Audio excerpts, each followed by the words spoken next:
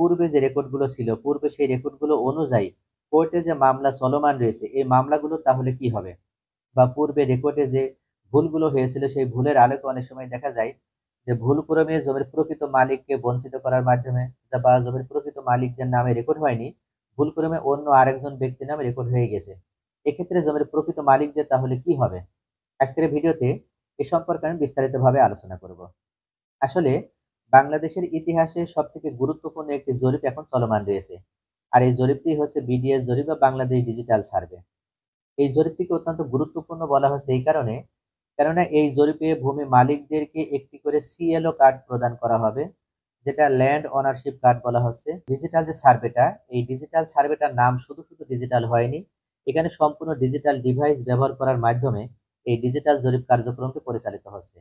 এবং এখানে যে খতিয়ান প্রস্তুত হবে, সেই খতিয়ানটাও হবে ডিজিটাল। এবং এর মাধ্যমে, অর্থাৎ এই জরিপের মাধ্যমে যে ম্যাপ তৈরি হবে বা যে নকশা প্রস্তুত হবে, সেই নকশাটিও হবে সম্পূর্ণ ডিজিটাল। অর্থাৎ এক কথায় স্যাটেলাইটের মাধ্যমে, ড্রোন ব্যবহার করার মাধ্যমে এই জরিপ কার্যক্রম পরিচালনা করা হচ্ছে। এবং এই জরিপের মাধ্যমে শুধুমাত্র জমির প্রকৃত মালিক যারা, তাদের নামে এই জরিপে তাদের নাম অন্তর্ভুক্ত করা হবে। কোনোভাবে ভুল মালিকের নামে এই জরিপে নাম অন্তর্ভুক্ত হবে না। এমত অবস্থায় সঠিক ভূমি মালিকগণকে যে কার্ডগুলো প্রদান করা হবে, এই কার্ড ব্যবহার করার মাধ্যমে পরবর্তীতে ওই সকল ভূমি মালিকগণ বা ওই সকল ব্যক্তিবর্গ চাইলেই তারা তাদের জমি আবার ক্রয় বিক্রয় করতে পারবে। যখন তারা জমি ক্রয় করবে, সে সময় যে ব্যক্তির কাছ থেকে জমি ক্রয় করবে, তার কাছ থেকে যতটুকু জমি ক্রয় করলো, সেটা যদি শতাংশে হয় বা কাঠায় হয়, তাহলে তার কার্ডে শতাংশের পরিমাণ উল্লেখ হয়ে যাবে। আর যদি কাঠায় ক্রয় বিক্রয় হয়ে থাকে, তাহলে কাঠা অনুযায়ী তার কার্ডে অটোমেটিক ভাবে ওটা অ্যাড হয়ে যাবে বা যোগ হয়ে যাবে। এমনকি কোন মৌজার জমি, কোন দাগের জমি, সেই দাগের জমি যদি সম্পূর্ণ বিক্রি হয়, তাহলে সম্পূর্ণ অংশই তার কার্ডে যোগ হবে। আর যদি কিছু পরিমাণ বিক্রয় হয়, তাহলে কোন সাইড থেকে বিক্রয় হলো এবং তিনার চৌহদ্দিতে কে আছে, অর্থাৎ উত্তর দক্ষিণ পশ্চিম পূর্বে কোন দিকে কোন ব্যক্তি বা ব্যক্তিবর্গ আছে বা কোন মালিকরা আছে, এই বিষয়গুলো সম্পূর্ণ স্পষ্টভাবে ওই কার্ডে প্রবেশ করলে দেখতে পাওয়া যাবে। এমনকি ওই ব্যক্তি যদি আবার জমি বিক্রয় করে দেয়, তাহলে যে ব্যক্তি জমি ক্রয় করবে, ইনার এই জমির পরিমাণ থেকে, অর্থাৎ উনি যদি 100% জমির মালিক হয়ে থাকে আর উনি যদি 20% জমি বিক্রয় করে, তাহলে ওনার কার্ডে শেষমেশ টিকে থাকবে 80% জমি। এমনকি উনি যে জায়গা থেকে জমি বিক্রয় করছে বা যে দাগ থেকে উনি জমি বিক্রয় করে দিবেন, সেই দাগের জমি যদি সম্পূর্ণ হয়, তাহলে অন্য ব্যক্তির নামে চলে যাবে। যদি কিছু পরিমাণ হয়, তাহলে কিছু পরিমাণ কোন দিক থেকে, সেই কিছু পরিমাণ যে যে দিক থেকে বিক্রয় হবে, সেই দিক উল্লেখ করার মাধ্যমে ওই ব্যক্তির নামে চলে যাবে। এইভাবে একটি অত্যাধুনিক স্মার্ট কার্ডের মাধ্যমে ভূমির মালিকানা চিহ্নিত করা হবে। এই জরিপের মাধ্যমে যে সকল ব্যক্তি বা ব্যক্তিবর্গ জমির মালিকানা লাভ করবে, তারাই হবে সত্যিকার অর্থে ভূমি মালিক। এছাড়া অন্য কোনো ওয়ে ব্যবহার করার মাধ্যমে বা জাল দলিল দেখানোর মাধ্যমে বা কোনোভাবে ফলস বা প্রতারণার মাধ্যমে এই জরিপে নিজের নাম অন্তর্ভুক্ত করার কোনো সুযোগ নাই। কেননা ভূমি অপরাধ প্রতিরোধ এবং প্রতিকার আইনের আওতায় এই জরিপ কার্যক্রম পরিচালিত হচ্ছে। এবং এই আইনে স্পষ্টভাবে বলে দেওয়া হয়েছে, জমির প্রকৃত মালিকানার ডকুমেন্ট যার আছে, শুধুমাত্র সেই ব্যক্তি এই রেকর্ডে তার নাম অন্তর্ভুক্ত করতে পারবে। কোনোভাবেই জমির মালিকানার প্রমাণপত্র যে দেখাতে পারবে না, সেই ব্যক্তি তার নাম অন্তর্ভুক্ত করতে পারবে না। তাহলে পূর্ববর্তী সময়ে যে রেকর্ড পরিচালিত হয়েছিল, আমরা জানি যে সিএস যে রেকর্ড, এই সিএস রেকর্ডে ছিল মালিকানার মূল ভিত্তি। পরবর্তীতে দেখা যায় যে এসে রেকর্ড হয়েছিল, সেখানে অনেক ভুল হয়েছিল। অর্থাৎ জমির প্রকৃত মালিক যারা, তাদের নাম বাদ রেখে অনেক সময় ভুল মালিকের নামে এসে রেকর্ড পরিচালিত হয়ে যায়। এমনকি পরবর্তীতে আবার যখন আরএস রেকর্ড হয়েছে বা বিআরএস রেকর্ড হয়েছে বা বিএস রেকর্ড হয়েছে বা সিটি জরিপ হয়েছে, এই রেকর্ডগুলোতে বিভিন্ন সময়ে ভুলক্রমে অন্য কোনো ব্যক্তির নাম সেখানে অন্তর্ভুক্ত হয়ে গেছে। আর শুধু যে জমির মালিক কম বেশি হয়ে গেছে তাই নয়, বা জমির পরিমাণ যে কম বেশি হয়ে গেছে সেটাই না। অনেক সময় দেখা যাচ্ছে যে ওই ব্যক্তির খতিয়ান সঠিকভাবেই তৈরি হয়েছে, অর্থাৎ উনি 30% জমির মালিক, ওনার নামে রেকর্ডের সময় যে খতিয়ান প্রস্তুত হয়েছে, সেই খতিয়ানে 30%ই উল্লেখ আছে। কিন্তু ম্যাপে বা নকশাতে ওনার জমির পরিমাণ কমে গিয়েছে, অর্থাৎ 30% জায়গায় 4% জমি বা 5% জমি ওনার কমে গিয়েছে। উনি খতিয়ানে পেয়েছে 30%ই, ওনার দলিলেও আছে 30% বা উত্তরাধিকার সূত্রে 30%ই পেয়েছে। কিন্তু ম্যাপে যখন উনার জমি উনি চাষাবাদ করতে যাচ্ছে বা ভোগ দখল করতে যাচ্ছে, তখন দেখা যাচ্ছে যে ওই প্লটে জমির পরিমাণ 5% কমে গিয়েছে। এরকম বিভিন্ন ভাবে বিভিন্ন ক্ষেত্রেই কিন্তু এই জরিপগুলোতে ভুল হয়েছে। তাহলে এই জরিপগুলো যদি একবারে রহিত করে দেওয়া হয় বা এই জরিপগুলোর কার্যকারিতা যদি একবারে বাদ দিয়ে দেওয়া হয়, তাহলে যে ভুলগুলো ছিল ওই ভুলগুলো সমাধান কি? এখনো কি বাংলাদেশে এই ভুলগুলো থেকে বাংলাদেশের জনগণ বা বাংলাদেশের কোর্ট বের হতে পেরেছে? আসলে বের হতে পারেনি।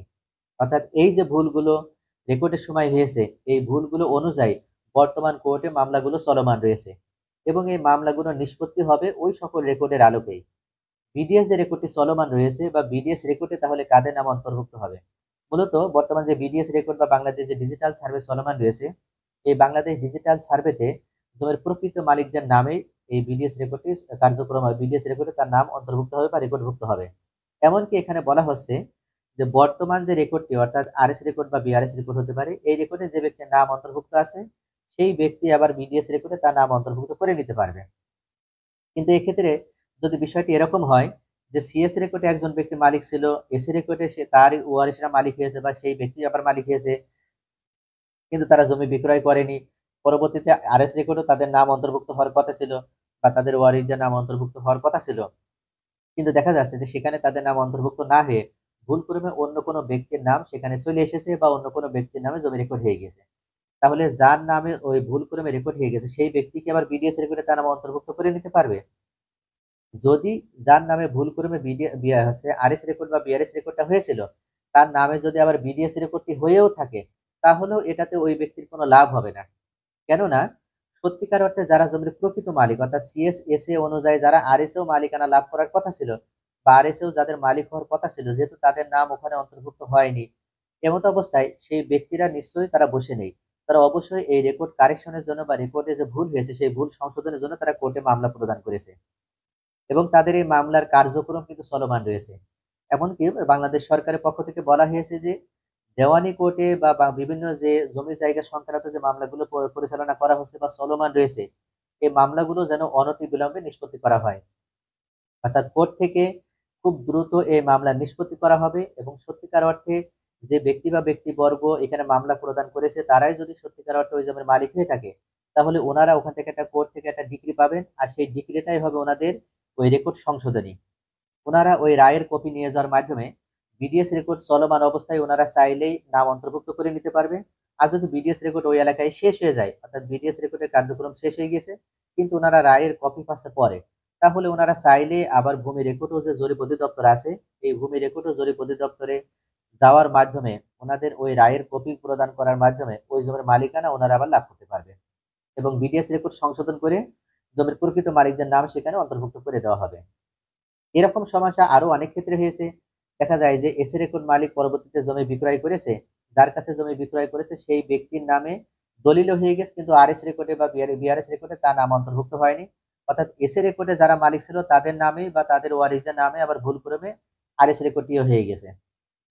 এক্ষেত্রে যে ব্যক্তি দলিল মূলে জমির মালিকানা লাভ করেছে ওই ব্যক্তি দলিল অনুযায়ী ওনার রেকর্ডের নাম অন্তর্ভুক্ত হওয়ার কথা ছিল কিন্তু ভুলক্রমে ওনার নাম ওখান থেকে বাদ গিয়েছে। এমত অবস্থায় ওই ব্যক্তি যেহেতু কোর্টে মামলা করেছে রেকর্ড কারেকশনের জন্য আর এই রেকর্ড সংশোধনের মামলা চলমান অবস্থায় যদি ওই এলাকায় বিডিএস রেকর্ড কার্যক্রম শুরু হয়, সেক্ষেত্রে যদি এসি রেকর্ড মালিক হিসেবে যারা ছিল তাদের নামেই যদি আবার বিডিএস রেকর্ডই হয় তাহলেও কোনো অসুবিধা নেই। কেননা যে ব্যক্তি দলিল মূলে জমির মালিকানা লাভ করেছে তার জমির প্রমাণপত্র হিসেবে তার দলিলটি যদি সঠিক থাকে, দলিলটি যদি সঠিকভাবে সম্পাদিত হয় তাহলে ওই দলিল অনুযায়ী উনি কোর্ট থেকে একটি রায় পাবেন এবং ওই রায়ের কপি অনুযায়ী উনি আবার বিডিএস রেকর্ড সংশোধন করে নিজের নাম সেখানে অন্তর্ভুক্ত করে নিতে পারবেন। এমনকি কোর্ট থেকে সরাসরি এই বিডিএস রেকর্ড সংশোধন করে ব্যবস্থা করে দেওয়া হবে। এমনকি যদি ওই এলাকায় যদি বিডিএস রেকর্ডের শেষ হয়ে যাওয়ার পরে যদি রায় আসে তাহলে কোর্ট থেকে বিডিএস রেকর্ড সংশোধন করে দেওয়ার মাধ্যমে সেখানে রায় প্রদান করা হবে।